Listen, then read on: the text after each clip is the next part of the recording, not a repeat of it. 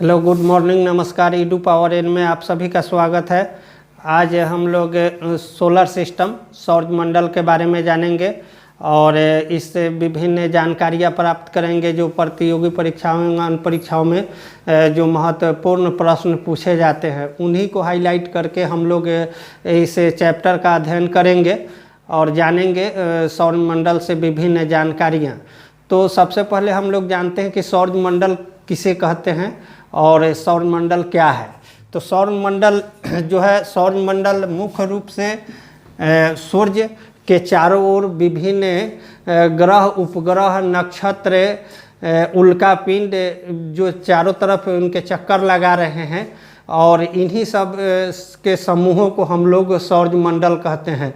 और सौर मंडल का प्रधान जो केंद्र होता है, जो केंद्र, उसे हम लोग सूर्य को मानते हैं और सूर्य से संबंधित विभिन्न जानकारियाँ इस चैप्टर में हम लोग प्राप्त करेंगे कि जो सूर्य हमारा है वो जो आकाश गंगा यानी कि दुग्ध मेखला का जो सदस्य हैं, जिस हमारे सूर्य जो प्रधान है आकाश गंगा का, और उसमें जो दुग्ध मेखला है और इसके आकार जो है सर्फिल है और जितने भी ग्रह, उपग्रह और नक्षत्र, उल्कापिंड जो हैं, इनके चारों तरफ जो चक्कर लगा रहे हैं उन्हीं सब के बारे में आज हम लोग जानेंगे। तो देखते हैं कि सौर मंडल में सबसे पहले प्रधान जो है सूर्य है। सौर मंडल का सबसे प्रधान केंद्र जो है सूर्य है और ये हमारा सूर्य जो है वो दुग्ध मेखला का सदस्य है जिसको हम लोग मिल्की वे कहते हैं। मिल्की वे जिसका आकार क्या है, सर्फिल है। तो अब हम लोग जानेंगे कि सूर्य जो है वह क्या है। तो सूर्य एक गैसीय गोला है। सूर्य एक गैसीय आग का गोला है और इसमें विभिन्न गैसों का मिश्रण है और सबसे ज़्यादा जो सूर्य के अंदर जो गैसों के का मात्रा है, प्रतिशत है, वो हाइड्रोजन है। सूर्य में सबसे अधिक जो भाग हैं, गैसीय भाग, वो हाइड्रोजन है। 71% क्या है, हाइड्रोजन है और हीलियम का मात्रा जो है 26.5 है। 26.2.5% है। इस प्रकार सूर्य का ये आंतरिक संरचना है, सूर्य की बनावट है। अब हम लोग देखेंगे उस सूर्य के विभिन्न जैसे ताप क्या है, सूर्य का तापमान क्या है। तो सूर्य का तापमान जो है उसमें तापमान के संबंध में हम लोग थोड़ा सा जानेंगे कि सूर्य, ये जो सूर्य है यहाँ पे क्या है कि सूर्य के अंदर क्रोड भाग जो होते हैं, केंद्रीय भाग, यहाँ अत्यधिक ताप है जिसको हम लोग लगभग 15 मिलियन सेंटीग्रेड इसका तापमान लगाया गया है। 15 मिलियन सेंटीग्रेड तापमान अनुमानित किया गया है। और इसके जो सतह का, ये जो सूर्य का सतह है, इस सतह का जो तापमान है वो लगभग 6000 डिग्री सेंटीग्रेड, 6000 डिग्री सेंटीग्रेड इस सूर्य के सतह का तापमान लगाया गया है। अनुमान इसका है 6000 डिग्री सेंटीग्रेड। और सूर्य में बहुत सारे जगहों पर कलाएं हैं, यानी कि धब्बा है। जैसे यहाँ सूर्य में विभिन्न जगहों पर धब्बा है और उस धब्बा का जो तापमान है 1500 डिग्री सेंटीग्रेड, 1500 डिग्री सेंटीग्रेड इस धब्बे का तापमान लगाया गया है। तो कभी कभी प्रतियोगी परीक्षा में पूछे जाते हैं कि सूर्य के कोर का भाग, सतह का तापमान कितना है। तो अगर सतह का तापमान पूछा जाता है तो 6000 डिग्री सेंटीग्रेड हम लोग बताएंगे। और यदि सूर्य में जो कलाएं हैं, जो धब्बा है, उसका अगर तापमान पूछा जाता है तो 1500 डिग्री सेंटीग्रेड बताएंगे। ये ध्यान रहे, हमेशा प्रतियोगी परीक्षाओं में पूछा जाता है प्रश्न। तो इस प्रकार सूर्य से तापमान से ये दो प्रश्न पूछे जाते हैं।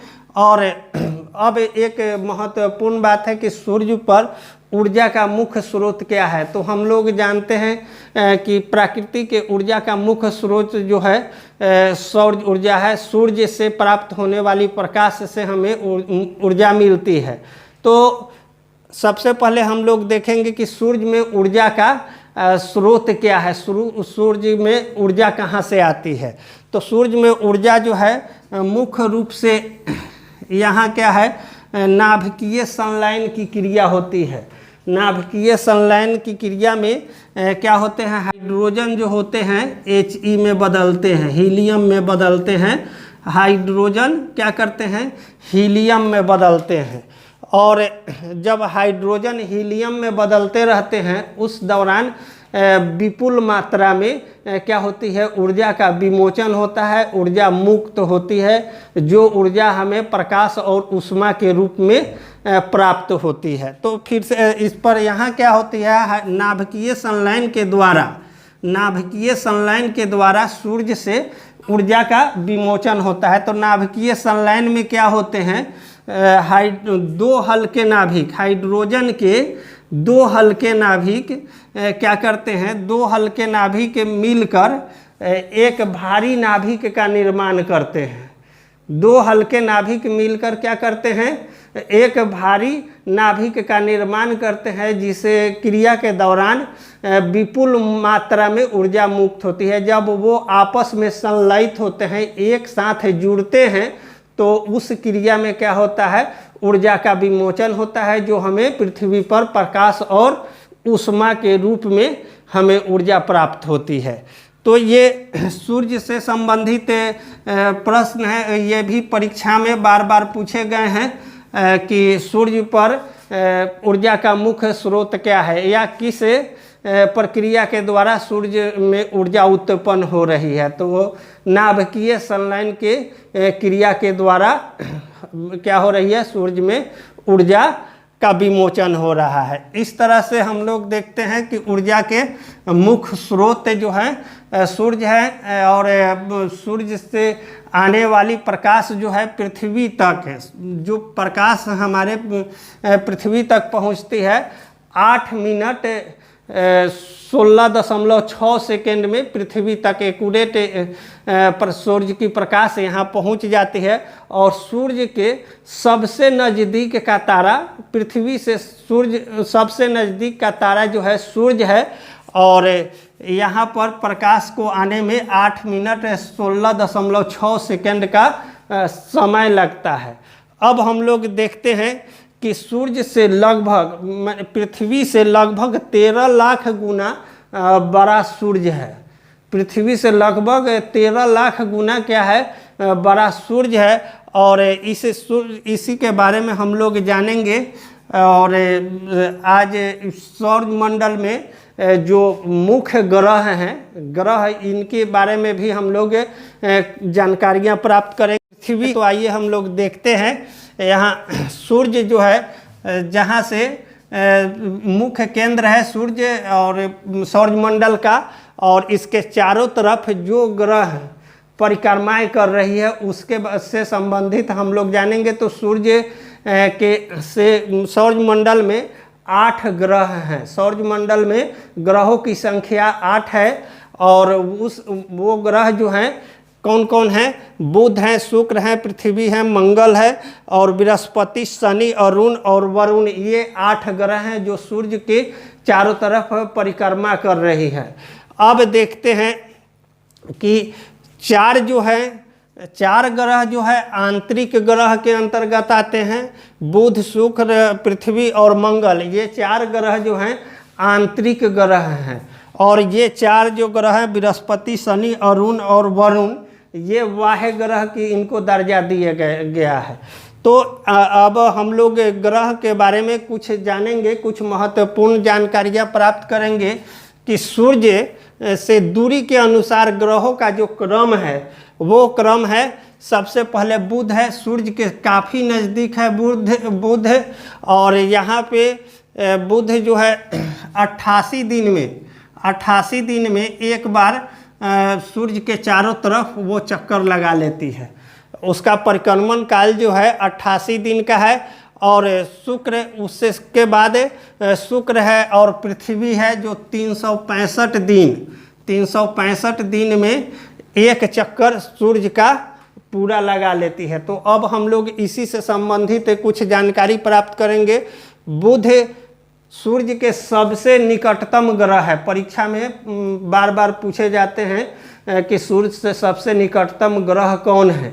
तो सूर्य के सबसे निकटतम ग्रह जो है वह है बुध। और बुध एक ऐसा ग्रह है जिसके पास कोई उपग्रह नहीं है, क्योंकि सूर्य से काफ़ी नज़दीक होने के कारण सूर्य के आकर्षण प्रतिकर्षण शक्ति अत्यधिक होने के कारण क्या होते हैं कि यहाँ इनके पास कोई उपग्रह नहीं है। और शुक्र भी एक ऐसा ग्रह है जिसमें क्या है कि कोई भी इसके उपग्रह नहीं है, क्योंकि ये भी सूर्य के आकर्षण प्रतिकर्षण से काफ़ी प्रभावित रहते हैं। यहाँ कोई इनका अपना उपग्रह नहीं है। इस तरह से देखते हैं। तीसरा जो है ग्रह हमारा पृथ्वी है। और पृथ्वी जो ग्रह है इसको हम लोग नीला ग्रह, तो पृथ्वी है और पृथ्वी जो ग्रह है इसको हम लोग नीला ग्रह के नाम से भी जानते हैं, क्योंकि इस ग्रह पे जल की उपस्थिति के कारण और जो हमारा जैव मंडल है उसकी उपस्थिति के कारण हम लोग इसे नीला ग्रह के नाम से भी जानते हैं। और यह सूर्य का परिक्रमा 365 दिन में एक बार कर लेती है। और इसको हम लोग परिक्रमण काल कहते हैं, परिक्रमण गति, इस जिसके कारण से वर्ष पूरे एक साल का वर्ष होता है। अब हम लोग देखते हैं कि पृथ्वी से अन्य संबंधित बातें तो कभी कभी परीक्षा में पूछे जाते हैं कि पृथ्वी से सबसे नज़दीक का ग्रह कौन है। तो सबसे नज़दीक का ग्रह शुक्र है।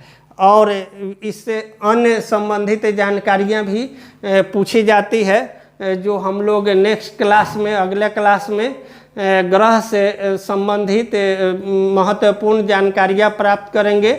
तो आज सौरमंडल में इतना ही तक हम लोग जानकारी प्राप्त करेंगे और नेक्स्ट क्लास में फिर अगला भाग होगा इसका। और आज मेरे द्वारा दी गई जानकारी आप सभी को अच्छा लगा होगा, इसके लिए थैंक यू, धन्यवाद।